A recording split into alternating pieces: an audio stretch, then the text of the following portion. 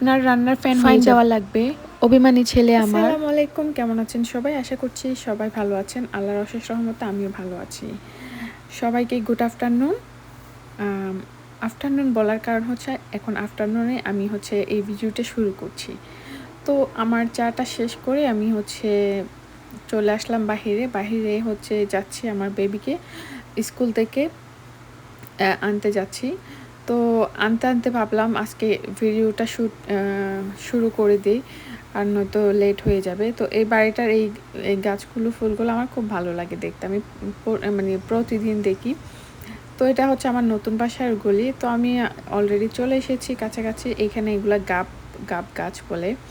তো এইখানে হচ্ছে এগুলা সব হচ্ছে রাস্তার উপরে, মনে হবে এগুলার কোনো মালিক নেই। কিন্তু মালিক না থাকলেও, আপনি মালিককে না চিনলেও এইসব গাছ থেকে কিন্তু কোনোভাবেই ফল পাড়া যাবে না। এগুলো থেকে যদি আপনি পারেন না, তাহলে আপনার জরিমানা হবে। তো আপনি বুঝতেও পারবেন না কিভাবে এইসব হয়ে গেল। তো এই জন্য হচ্ছে সাবধান থাকাই ভালো।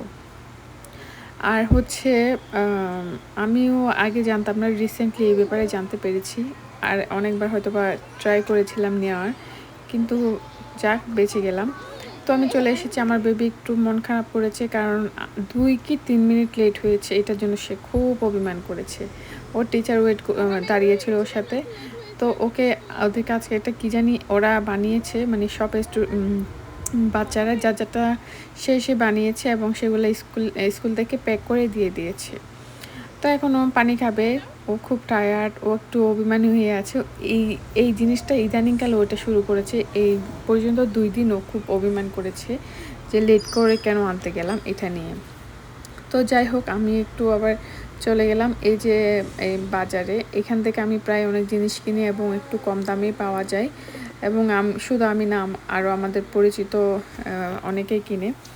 তো আমি দেখছিলাম, পরে কিছু নিই নাই, অনেক বাজার আছে বাসায়। তো বাসায় চলে আসলাম, চলে এসে খুলতেছি, দেখলাম এটা কি, ভিতরে সব খাওয়ার জিনিস, মানে এগুলো আপনি খাইতে পারবেন। এগুলাই হচ্ছে মিষ্টি জাতীয়। এটা মনে হয় সামনে তাদের কোনো একটা উৎসব আসতেছে, সেটার প্রেক্ষিতে এটা বানানো, মেবি সল্লালে এইসবই বানানো হয়। তো এগুলা হচ্ছে আগে, মানে সল্লালে তো ছুটি থাকবে, তো এগুলা আগে হচ্ছে স্কুলে কীভাবে প্রিপেয়ার করে ওদের কালচারগুলোকে ওরা হচ্ছে স্কুলে সবসময় করে থাকে, বাচ্চারাও যাতে জানতে পারে। তো আমার বেবি কিন্তু লাইক করেছে, ও বসে বসে খাচ্ছে এটা সেটা। তো দেখলাম খাচ্ছিল, কিন্তু পরবর্তীতে সে বলল সে অরেঞ্জ খাবে। তো আমি ওকে অরেঞ্জ কেটে দিচ্ছি। এখানে দেখি বাচ্চারা, এখানে যত বাঙালি বাচ্চারা আছে খুবই অরেঞ্জ লাইক করে, আমি জানি না কেন। মানে একটু টক খাবার, যেমন স্ট্রবেরিটা কিন্তু হালকা একটু টক, যদিও ব্যাপারটা বোঝা যায় না, কিন্তু মানে বাচ্চারা খুব অরেঞ্জ লাইক করে। তো যাই হোক, আমি বেবিকে অরেঞ্জ দেওয়ার পর আমি কিচেনে রান্না করতে চলে এসেছি। আপনারা যেহেতু জানেন আমি বিকেলেই হচ্ছে রান্না করি। তো অলরেডি আমি বিফ কেটে ধুয়ে ভালো করে, এটা হচ্ছে লাল মরিচ, আবার কালার দেখে মনে করবেন হলুদ, আমার মরিচটা একটু এই ধরনেরই। তো যাই হোক, এখন হচ্ছে চলে আসলাম, এখন হলুদ দিচ্ছি 1.5 চামচ। আমার এখানে মাংস দুই চামচের মতো, 2 কেজির মতো। তো এখানে দিয়ে দিচ্ছি ধনিয়া, আর হচ্ছে ধনিয়া। তো এটা দিয়ে দিলাম হচ্ছে একটু মাংসের মশলা। এর আগে জিরা গুঁড়ো দিয়েছি মানুষ, আমি আর এটা যেভাবে রান্না করি আমি এর আগে দিয়েছি গরম মশলা, এটা মাংসের মশলা শেয়ার করছি। তো এরপরে হচ্ছে এইভাবে মাংস রান্না করি, এটা অনেক বেশি আমি হয় মেজবানি মাংসের মশলা। আর সাথে হচ্ছে লবণ দেওয়া তো মাস্ট, লবণ না দিলে তো খাওয়াই যাবে না। ওই মাংসতে আপনি যতই মশলা দেন ওটার কোনো ফায়দা নাই। তো এখন মেজবানি মশলাটা দিয়ে দিব। এটা আমি দেশ থেকে এনেছি, মানে আমি প্রায় ইউজ করি, আমি যখন গরু মাংস ইউজ করি সবসময় এটা আমি ইউজ করি। এটা আমার খুব ভালো লাগে এবং ফ্লেভারফুল মনে হয়। তো আমি আদা রসুন দিয়ে দিয়েছি এখানে। আমি এইখানে হচ্ছে একটা বুদ্ধি করেছি, মানে ট্রিক্স খাটিয়েছি, সেটা হচ্ছে আমি এখানে একটা হচ্ছে বিফ ভুনা করব আলু দিয়ে, আরেকটা হচ্ছে আমি মুগ ডাল দিয়ে রান্না করব। তো আমি এই জন্য একসাথে মিক্স করে নিচ্ছি, পরে আলাদা আলাদা করে রান্না করব।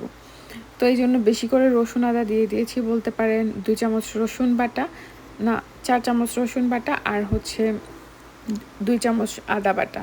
তো স্বাদে একটু আমি হচ্ছে পেঁয়াজ বাটাও দিয়ে দিয়েছি অল্প। মাংসগুলো ভালো করে মেখে নেওয়ার পরে আমি একটু সরিষার তেল দিয়ে দিচ্ছি। সরিষার তেল দিয়ে আবার ভালো করে মাখাবো।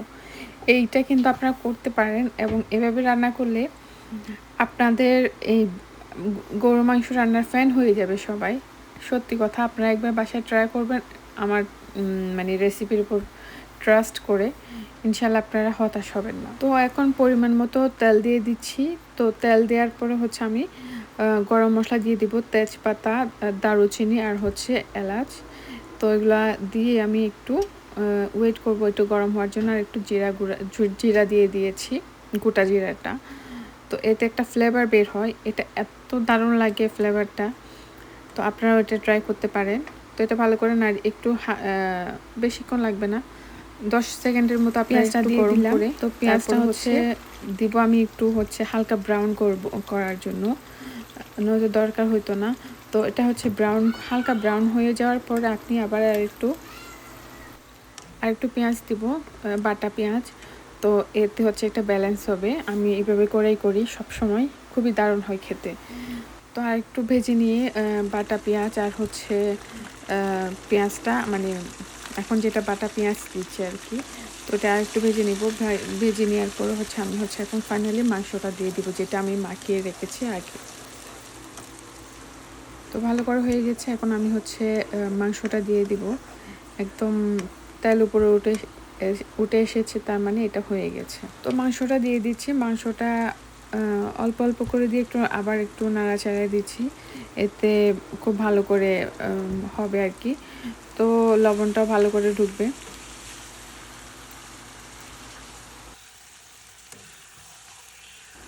ভালো করে নেড়েছে হচ্ছে ঢাকনাটা দিয়ে দিব। তো দেখেন হালকা হালকা পানি বের হচ্ছে এখন। তো পানি বের হতে হতে দেখা যাবে আর এখন পানি দেওয়া লাগবে না।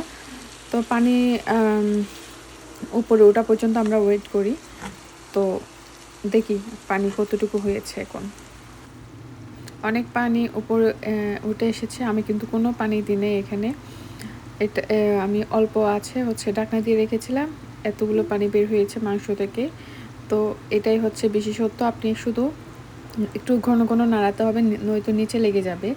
তো এভাবে করে রান্না করলে আপনার প্রশংসা করতে বাধ্য সকলে। আর শ্বশুরবাড়িতে যদি সবাই শুধু আপনার রান্নাকে অপছন্দ করে, তারাও প্রশংসা করবে। তো এদিকে আমি আবার মুগ ডালের মাংসটা এদিকে তুলে দিয়েছি, পাশাপাশি দুইটা, ওটা আর দেখালাম না, সেম প্রসেসই করেছি।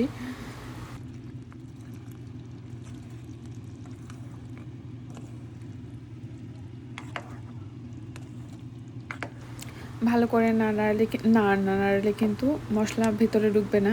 তো আমি ভালো করে নাড়ছি, আর দেখতে এত দারুণ হয়েছে। তো এর ফাঁকে আমি একটু গাছটা দেখছি, এখানে পানি শেষ হয়ে গিয়েছে মনে হয়। তো আমার ওই যে একটু ওই সময় আমার বেবির ওই জিনিসটা লেগে হচ্ছে ধাক্কা খেয়ে পড়ে গিয়েছিল। তো এটা যেহেতু নতুন লাগিয়েছে, এখনও শিকড় গজায়নি। তো এই জিনিসটা আমি নতুন করে সাজিয়েছি আজকে।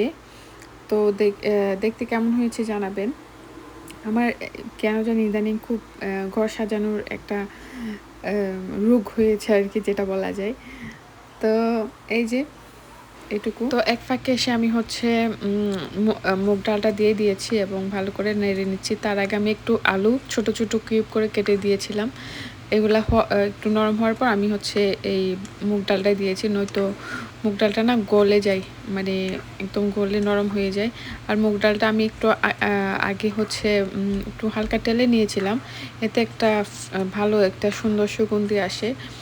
তো এদিকে আবার আমি হচ্ছে আমার মেন হচ্ছে যেটা গরু মাংস ভুনা, ওখানে আমি হচ্ছে আলু দিয়ে দিয়েছি এবং আমার মাংসটাও অলমোস্ট হয়ে গিয়েছে। তো আমি একদিন রান্না করি, যেমন আজকে রান্না করেছি, আমি আগামীকাল আর রান্না করব না, এই আর কি। আল্লাহ হাফিজ, আসসালামু আলাইকুম।